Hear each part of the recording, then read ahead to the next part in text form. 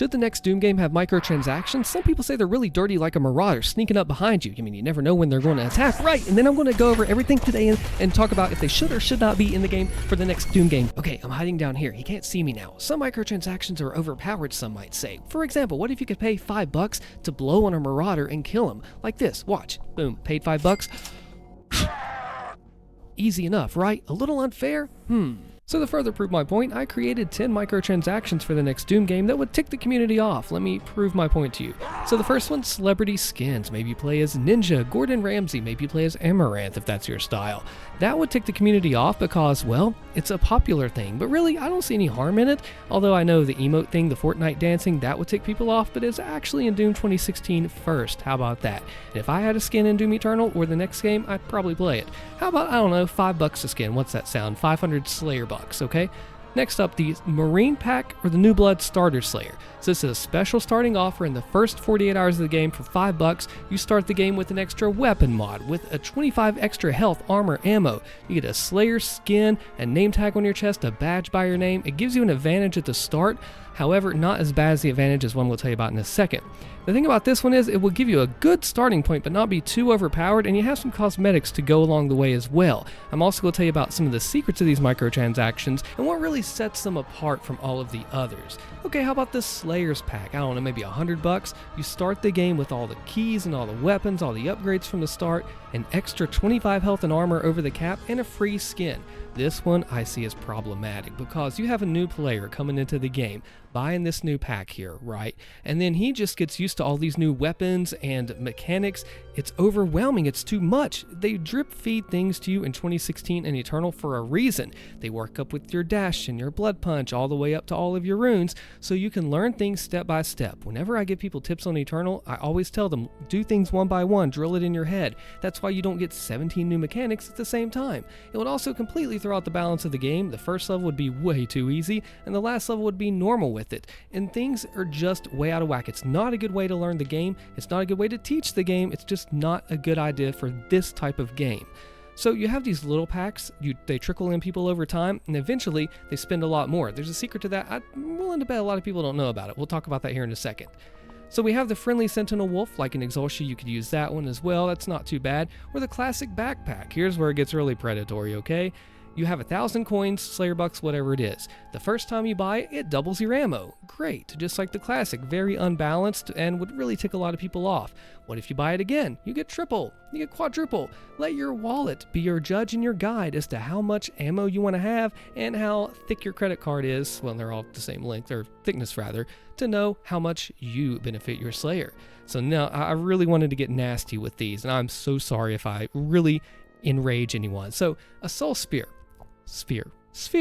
for $100 or $1, 100 Slayer bucks, an instant full heal whenever you like, and it's great for Ultra Nightmare. Now, this game is balanced around the glory kills and the arena pickups, the health and the armor, and this would just completely destroy that, especially if you could bind a button to your keyboard, cha-ching, cha-ching. Every time you click that button is $1 and it heals you full, even on Ultra Nightmare. That would drain you so hard because you get in a situation you're like, heal, heal, heal. By the time you know it, you spend $7, $10 per level, and it gets you way out of the game loop. You get reliant on that click, click, click on that Soul Sphere heal, and it will completely throw out the balance of the game. It's like when people get the Sentinel Hammer, and they're like, oh, I'm going to just use this a lot, and I'm going to get so reliant on it, and forget about all the other falters and other things that you need to remember in this game. So yeah, that would completely screw things up. I think it is a terrible idea to add to the game, and I hope they never do. The difficulty slipgate is $5. I made this one up too, as all the list. So my little tagline I wrote was this. Ultra Nightmare Too Hard. Purchase this power up temporarily to change the difficulty settings for the next arena from you in. To change a boss difficulty, you'll need to pay double. So if you find that really hard level in Ultra Nightmare, that arena that gets you stuck like cultist base, you know what? This next arena, we'll pay $5, make it easier, and we'll get past it, and then we'll go on. That's a huge money grab because they know that people will do that with the pressure. Oh, it's only $5 for a chance? Well, you know what? That's a gamble. It's going to make it even more intense and difficult on you because then you're going to be like, oh, $5 is online. If I die, I not only restart the game, I lose it. Oh, a boss, $10. Yeah, that's just a horrible addition, and I am so glad that they don't ever add this stuff to the game. I really am going a little crazy here, aren't I? Okay, extra life. Now wait a minute, Austin, isn't this a mechanic in Doom Eternal? Probably in the next Doom game? Yes, so here's my little tagline I wrote for this.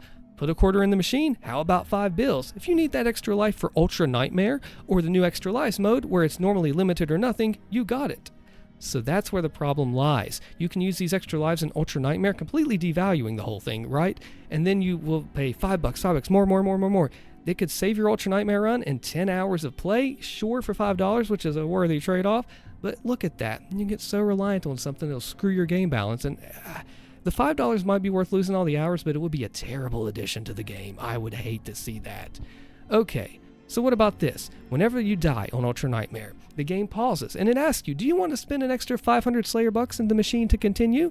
It's better than the extra life because it stops you from death, and you can use it on Ultra Nightmare. No, that would be terrible and broken because you would have a cheating in Ultra Nightmare to fall back on. Okay, this one's simple. $100, Ultra Nightmare and achievement purchasing. If you want that nasty little achievement right over there, you can buy it with $10 or $100 or whatever.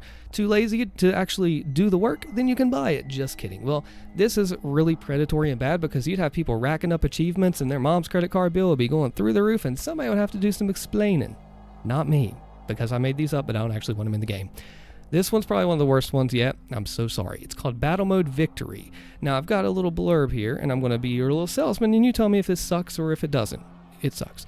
This one ranks worse than the Ultra Nightmare because it affects other people. As multiplayer, imagine you're on the demon team, and you die, and then you just want to respawn. Well, wait. Somebody just paid 2,500 Slayer bucks or $25 to kill you. That's right. They are killing you with their money. No chance to respawn, you're just dead, works in ranked play like in tournaments. Thankfully your teammate is still alive, right? Nope, the Slayer actually bought the Double Demon Death Pack. How about that for a tongue twister for $40, killing both of you. Now he saved $10, right? Because 25 and 25 is 50, he bought it for 40. See what I mean? Look at the value behind this microtransaction. Ugh, anyway, now did I mention that when you buy this, it taunts the losing team, saying that they suck and they deserved the loss? No. Oh my. Wait a minute, it gets worse at worst. Pay $100, you can ban a player if you don't like them. You can delete the game for them if you buy this. But the worst of all is the Battle Mode Pass. So let's say the next Doom game has a thriving multiplayer, and I hope it does and pray it does. For $5 a month, you can't buy it with coins. You get a new skin every month and a new taunt and dance, whatever. Double XP, that's par for the course. Bonus power-ups, including power-ups you can toggle at will in battle, like a quad damage, HP regeneration, and more. You get whoa, that's way too unbalanced for PvP. That would definitely be a pay to win, not just pay to progress. You get priority servers, so you get the best ping and your opponents get the trash ping all the way across the ocean, and that would truly make it pay to win. Now, the thing you gotta understand about these microtransactions, they work so well because of LTV. Are you familiar with what that means? LTV is a term called lifetime value. It's the amount of money that a company will make off a person in their lifetime. If you go to Starbucks, your LTV is probably $7,000 to $8,000. That's how much they say you'll spend in your life. Doom Eternal players, our LTV is probably $60, $90, depending on if we bought the game at launch or not. Raid Shadow Legends, it has a huge range, maybe $0 for free players, or maybe $10,000, $100,000 for the paid players. That's why they do it. Sure, they lose out on the free player LTV that's not actually making them money, but they are advertising, and they make up so much more with the whales. And without the free players, who will the whales fight? That is a huge problem if they'd ever put that in the game, and it's those dark patterns as to why things are so bad and predatory. They really take advantage, just like Fortnite got in trouble for this as well and sued. So now, okay, Doom microtransactions will run the next game, whatever, unless what? I'll tell you what, I'm just going to be honest with you right here, okay? If there was like a $5 battle pass, if it had some cool stuff, if I want to support the devs, if it's not predatory, I'd probably buy it. That way I can make videos and show you if it's any good so you can decide if you want to buy it or not too, just like I did with Mighty Doom. If it gets predatory, if it doesn't fit the game, that's a huge problem fitting the game, then yeah, then it's going to be a problem, and then things will go down a very dark path. But if it's something light and friendly, dev supporting, I'd probably do it. Just got to keep it in check. Check out the Mick Gordon hating on video right here. You've got to see it now, and then I will see you in the next one. What would you do about this?